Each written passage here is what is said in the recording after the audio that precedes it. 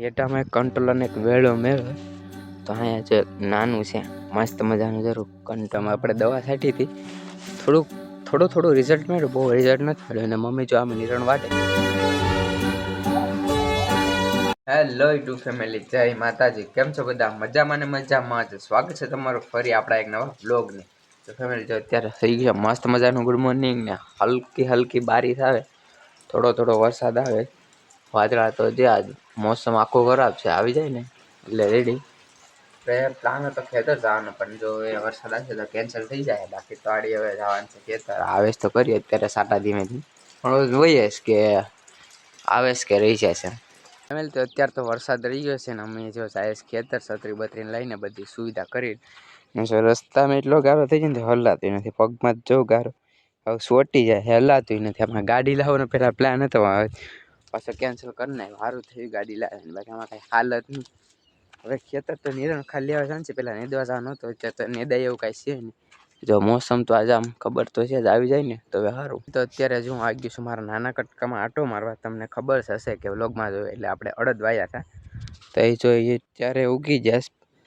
બહુ પરફેક્ટ નથી ગયા, જો કાંક આહારમાં નથી ગયા, અહીં વિગ્યા અને એવી રીતના વિગ્યા છે, પરફેક્ટ નથી ગયા.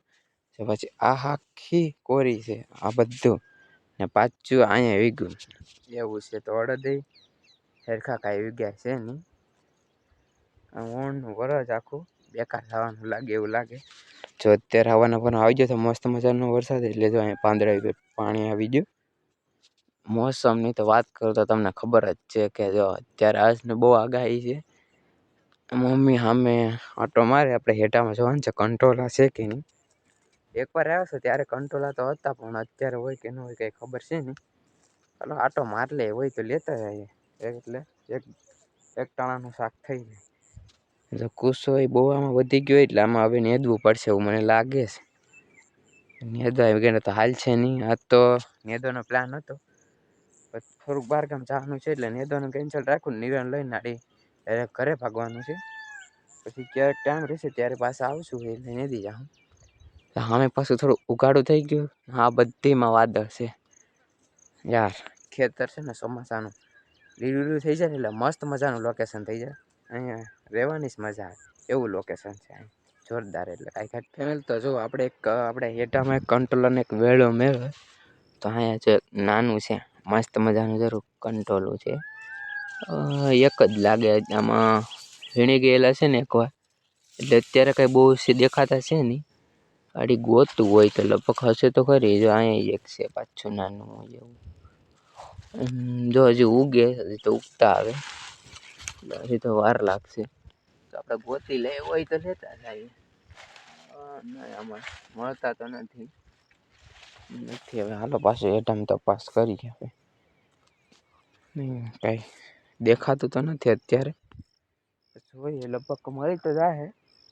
શાકના થઈ જાય એટલે ઘણું, બીજું તો કાંઈ નહીં. અત્યારે તો આવી ગયું છું આપણા મોટા કટકામાં, ને જો અહીંની મેડી તમે જોઈ લો. આપણે દવા છાંટી હતી, થોડું રિઝલ્ટ મળ્યું, બહુ રિઝલ્ટ નથી મળ્યું. અને મમ્મી જો આમ નિરણ વાટે, નિરણ વઢાઈ જાય એટલે ડાયરેક્ટ કટકટાવાનું છે ઘરે. જો મોરલા બોલે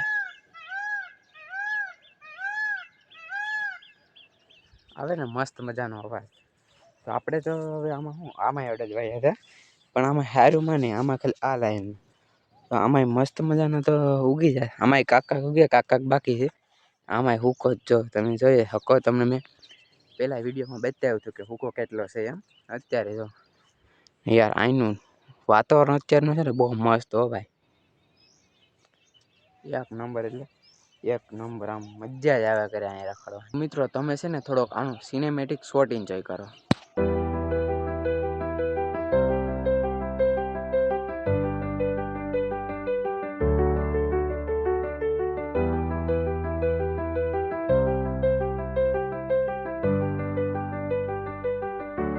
તો કેવો લાગ્યો આપણો સિનેમેટિક શોટ? અત્યારે તો એટલો બધી કાંઈ ખાસ આપણે સિનેમેટિક શોટ નહોતો વિચારો, પણ જેવો તમને લાગે એવું. જો સપ્લાની હાલત હતો, તમે આમાં સપ્લા પહેરીને હલાય એવું કાંઈ હાલત જ નથી. મેં આમાં કંઈ ધોવાની ટ્રાય કરી, પણ એટલામાં કાંઈ વરસાદ આવે તો પાણી ભરાય ને, વરસાદ જ ન થતો તો ક્યાંથી પાણી ભરાય. ખેતરમાં જે સપ્લાય કરીને હાલવું પડે ત્યાં માન મેળ આવે. નિરણ બેરણ વટાઈ ગઈ ને મમ્મી જો આમ રસ્તામાં આગળ લઈને જાય. જો પાછો હલકી બારીશ ચાલુ થઈ ગઈ. જો ધીમો ધીમો પાસે ઝરમર વરસાદ ચાલુ થઈ જાય. પલ્લી જાય છત્રી તો છે એ પેલા ડાયરેક્ટ ખાઈ ઘેર પૂગી જાય.